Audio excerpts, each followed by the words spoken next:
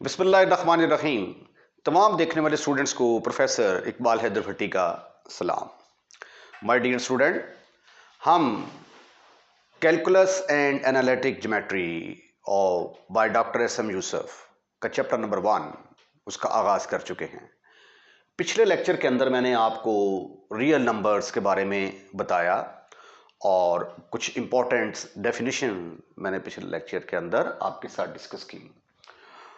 उसमें जो हमने एक रिज़ल्ट अखज़ किया वो रिज़ल्ट ये था कि रियल नंबर दो किस्म के होते हैं।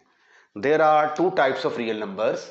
मेन जो है रियल नंबर्स को दो हिस्सों में तकसीम किया जा सकता है। एक को हम कहते हैं रैशनल और दूसरे को कहते हैं इर्रेशनल। और फिर हमने ये भी फैसला किया था कि रियल नंबर जो सेट ऑफ रियल नंबर है ये किसके बराबर होता है? That is equal to Q union Q dash, जिसको हमने कहा था कि हम infinity minus infinity to plus infinity ऐसे भी डिनोट कर सकते हैं, हम उसको ऐसे भी डिनोट कर सकते हैं, और रियल नंबर्स को हम रियल लाइंस के ऊपर भी रियल लाइन के ऊपर भी रिप्रेजेंट कर सकते हैं। ये सारी चीज़ें जो हैं ये कल के लेक्चर में हमने डिस्कस कर ली। तो इसका मतलब ये हुआ कि किसी भी नंबर की जब हम बात करते हैं तो वो नंबर जो है, जो रियल नंबर, जब हम रियल नंबर की बात करते हैं तो वो रियल नंबर जो है वो या तो रैशनल होगा या इरैशनल होगा, कोई दूसरी पॉसिबिलिटी नहीं है। आज का जो हमारा थ्योरम है which is very very important for examination point of view, गौर से देखिएगा, गौर से सुनिएगा आज का लेक्चर। इसमें जो इसकी स्टेटमेंट है वो तीन तरीक़ों से जो है वो एग्ज़ाम में आ सकती है। पहला ये इस तरीके से भी आ सकता है, there exist no rational number, यानी दुनिया में कोई भी ऐसा रैशनल नंबर नहीं है जिसका हम स्क्वायर लें तो वो 2 के बराबर आ जाए। याद रखें कि रैशनल नंबर को हमने कैसे डिफाइन किया था? रैशनल नंबर को हमने डिफाइन किया था the number of the form p over q where p q belongs to the set z and q is not equal to 0। जो इस कंडीशन को सेटिस्फाइड करते हैं वो रैशनल नंबर, और जो इस कंडीशन को सेटिस्फाइड नहीं करते वो इर्रेशनल नंबर होते हैं। ठीक है, दोबारा स्टेटमेंट देखते हैं। There exist no rational number such that x square is equal to 2। कोई भी दुनिया में ऐसा रैशनल नंबर नहीं है जिसका हम स्क्वायर लें तो स्क्वायर लेने के बाद आंसर 2 के बराबर आ जाए। ठीक है, उसके बाद फिर दूसरी है इसकी, prove that under root 2 is not rational, यानी अंडर रूट 2 जो है ये रैशनल नहीं है। रैशनल नहीं है तो फिर क्या हो सकता है? ये इरैशनल हो सकता है। तो तीसरी स्टेटमेंट इसकी आ गई, prove that under root 2 is irrational. तो तीन तरीकों से ये स्टेटमेंट जो है ये पेपर के अंदर आ सकती है। इंतहाई सिंपल तरीके से प्रूफ करूंगा मैं, और इस प्रूफ के लिए इवन नंबर की डेफिनेशन जो मैंने आपको करवाई थी वो इवन नंबर की डेफिनेशन आपको याद होनी चाहिए। इवन नंबर किसके बराबर होता था?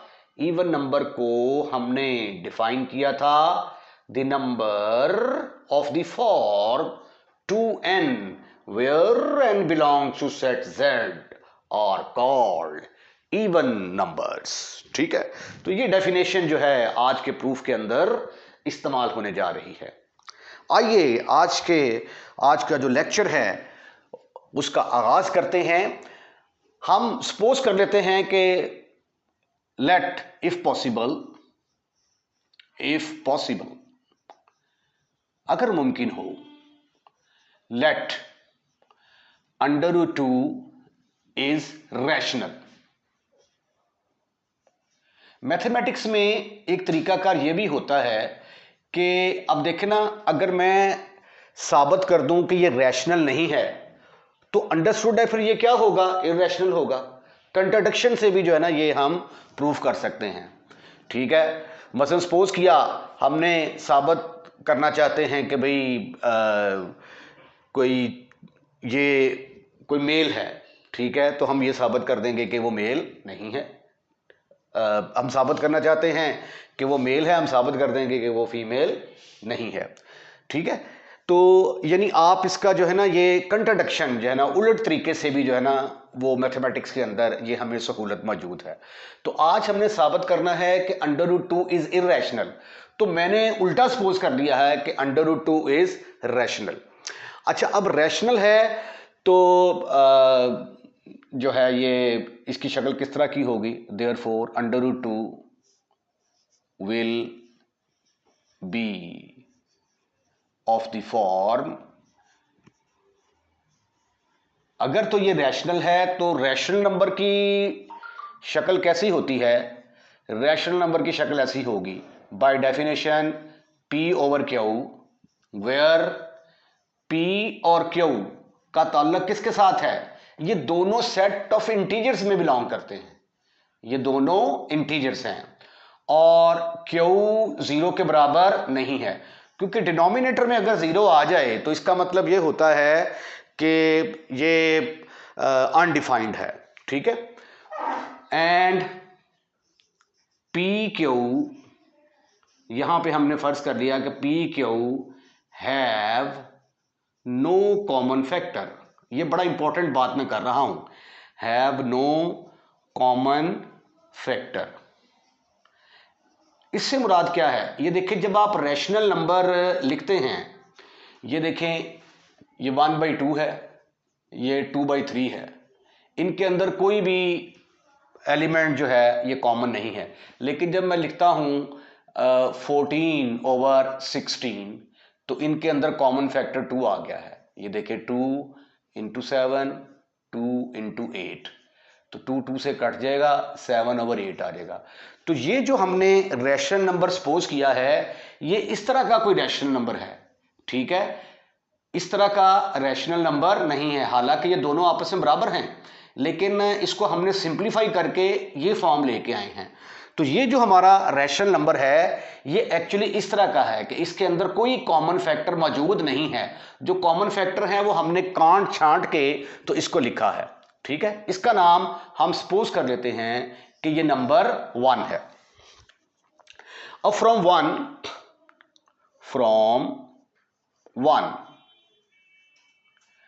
वन में से आप देख सकते हैं कि अगर Q को मैं इधर लेके आऊं तो ये क्या बन जाएगा? √2Q is equal to P के बराबर आ जाएगा, राइट। तो आप ऐसा करें कि इसका स्क्वायर ले लें, स्क्वायरिंग बोथ साइड्स,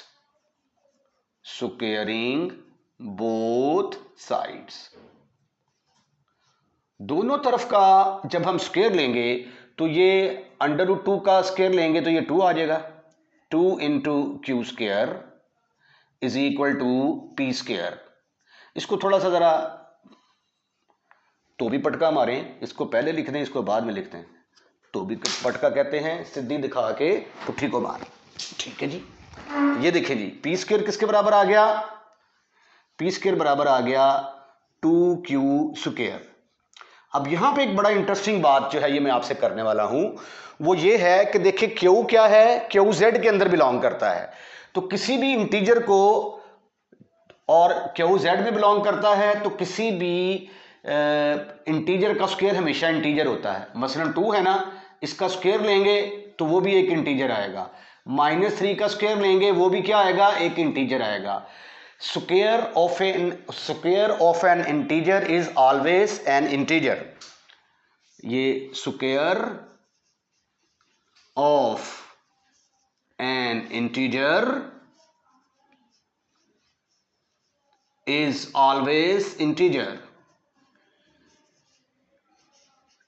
ये इसको नोट समझ लें, किसी भी इंटीजर का जब हम स्क्वायर लेते हैं तो वो इंटीजर ही आएगा। तो Q² क्या हुआ फिर? Q² एक इंटीजर है, और किसी भी इंटीजर को 2 से मल्टीप्लाई कर दिया जाए तो वो इवन नंबर बन जाता है, ठीक है। मसलन ये देखें, ये इंटीजर है, कोई 3 है आपके पास, इसको अगर मैं 2 से मल्टीप्लाई करूंगा तो आंसर क्या आ जाएगा? 6। तो 2 जो है जब भी किसी इंटीजर के साथ मल्टीप्लाई होगा तो वो उसको क्या करेगा? इवन नंबर बना देगा। तो यहां से फिर ये देखिए Q² के साथ 2 लगा हुआ है ना, तो इसका मतलब है कि 2Q² क्या है? इवन नंबर है। This implies that 2Q² is even integer. ये क्या है? इवन इंटीजर है। ओके, जब आपने ये कह दिया कि 2q² इंटीजर है, यानी राइट हैंड साइड वाला जो है ये इवन इंटीजर है, तो फिर लेफ्ट हैंड साइड वाला भी क्या होगा? इवन इंटीजर होगा।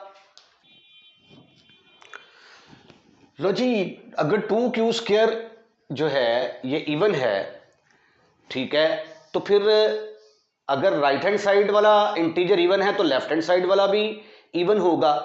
तो दिस इंप्लाइज दैट, यहां से फिर क्या रिजल्ट निकला कि p² is also even, is also even.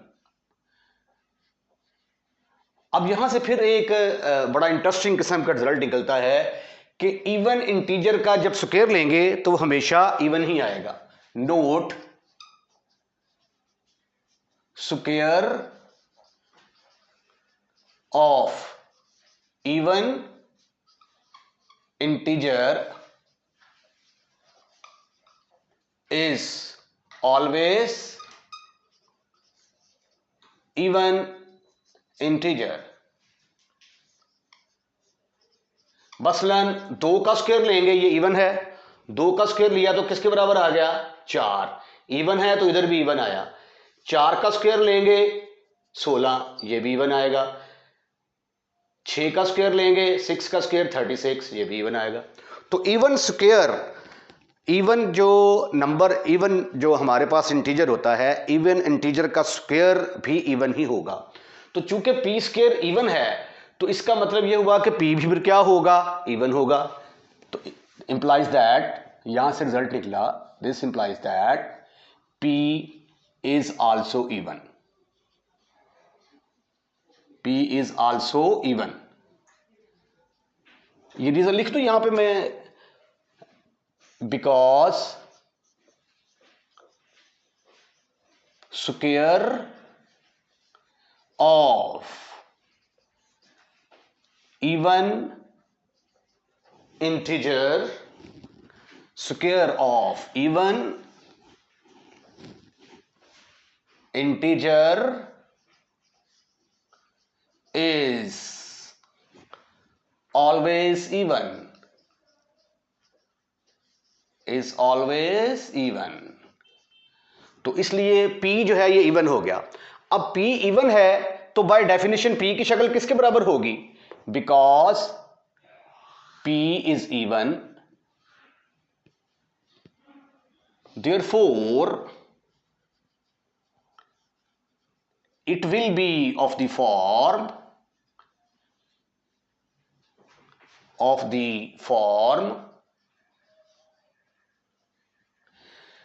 चूंकि p इवन है तो p की शक्ल कैसी होगी?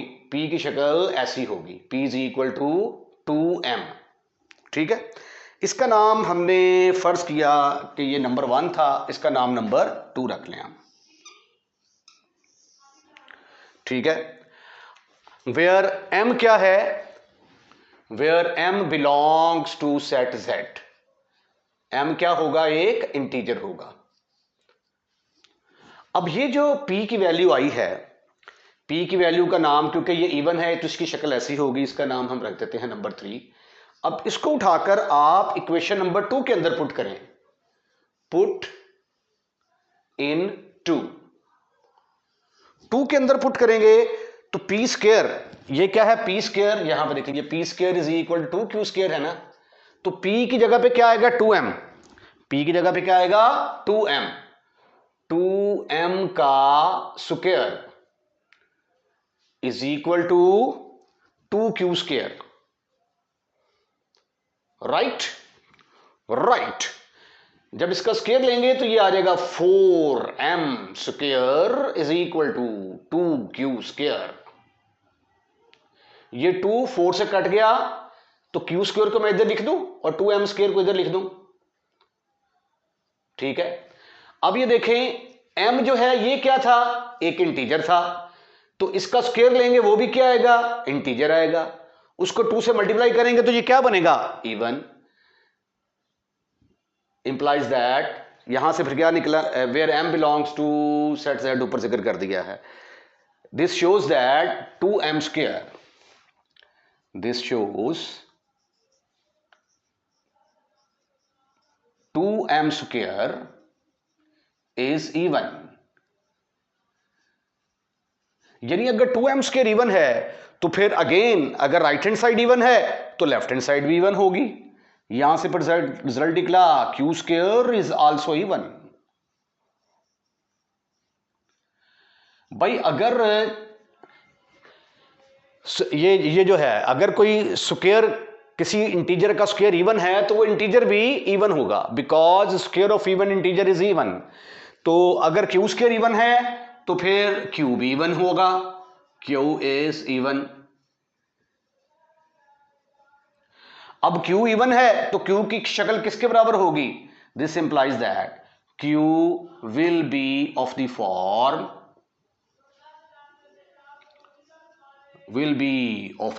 अब q की शक्ल कैसी होगी? क्योंकि आपने कह दिया कि q इवन है तो q बराबर होगा 2n जैसा। वेयर n क्या होगा? Where n belongs to set z। ठीक है, क्योंकि ये इंटीजर ही होगा, राइट। अब ये देखें, इसका नाम जो है q is equal to 2n, इसका नाम हम सपोज कर लेते हैं ये नंबर 3 है। Suppose this is number 3। अब ये जो p और q की वैल्यूज हमने निकाली हैं, सॉरी ये 3 है, इसका नाम नंबर 4 रखेंगे। दिस इज नंबर 4, ये है नंबर 3 हमारे पास। अब आप ऐसा करें कि ये जो p और q की वैल्यूज निकाली हैं, इन वैल्यूज को निकाल के कहां पे पुट करेंगे? नंबर 1 के अंदर पुट करेंगे। Put 3 and 4 in number 1।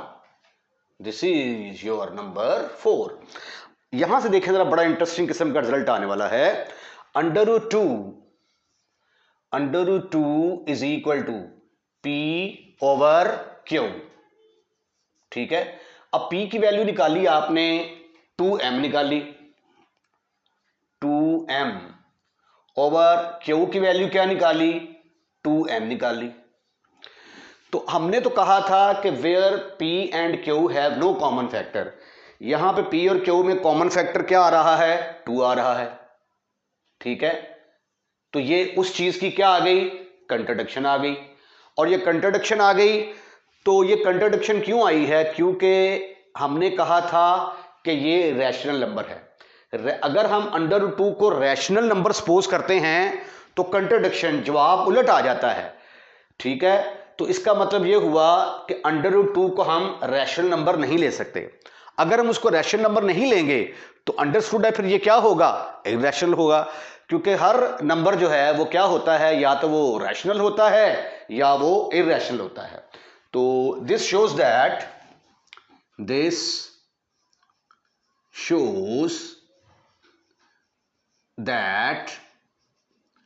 p and q have common factor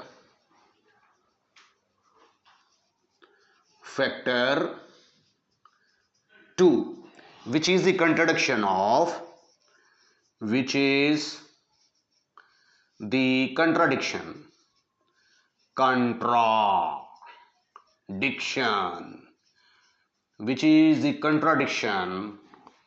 of the choice of p and q have no common factor। ये उस चीज की कंट्राडिक्शन आ गई। तो कंट्राडिक्शन आ गई तो देयरफॉर अंडर रूट 2 जो है ये रैशनल नहीं होगा, इज नॉट रैशनल। अगर ये रैशनल नहीं है तो फिर क्या होगा? इरैशनल होगा। Therefore under root 2 is irrational. और यही हमने साबित करना था कि अंडर रूट 2 जो है ये क्या होगा? इरैशनल होगा। इसके साथ ही आज का लेक्चर हम यहीं पे वाइंड अप करते हैं। दिस इज़ वेरी इंपॉर्टेंट, इसको कम से कम आप 3 से 4 मरतबा ज़रूर कीजिएगा। और अगर आपने हमारा चैनल अभी तक सब्सक्राइब नहीं किया तो बराए मेहरबानी हमारा चैनल सब्सक्राइब करें और अपने दोस्तों को इनवाइट करें कि वो भी हमारा चैनल सब्सक्राइब करें। और अगर आपको हमारी वीडियो पसंद आई है तो इसको लाइक ज़रूर कीजिएगा और लाइक करने के बाद दोस्तों में शेयर करना मत भूलिएगा। इंशाल्लाह ताला अगले लेक्चर में हम रियल नंबर्स की मज़ीद प्रॉपर्टीज़ वगैरह को डिस्कस करेंगे। अपना ख्याल रखिएगा। अल्लाह हाफिज़।